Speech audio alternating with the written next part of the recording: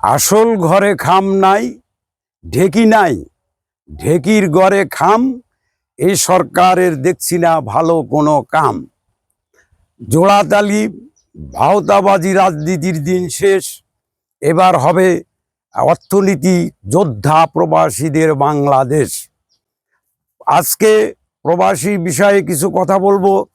প্রবাসীরা না থাকলে এই দেশ বাঁচত না। প্রবাসীদের টাকা দিয়েই দেশ টিকে আছে। অত্যন্ত দুঃখজনক বিষয়, সেখানে প্রবাসীদেরকে মূল্যায়ন করা হচ্ছে না।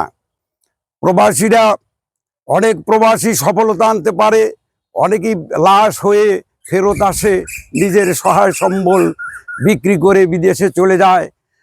আর নিজেদের আপনজনের অনুপস্থিত নতুন পরিবেশের কারণে মৃত্যুর কোলে ঢলে পড়ে।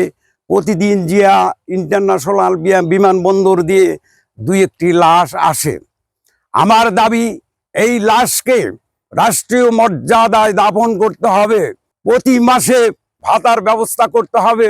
সকল প্রবাসীদের আত্মীয় স্বজন সকলকে নিরাপত্তা দিতে হবে এবং বিশেষভাবে তাদেরকে মূল্যায়ন করতে হবে।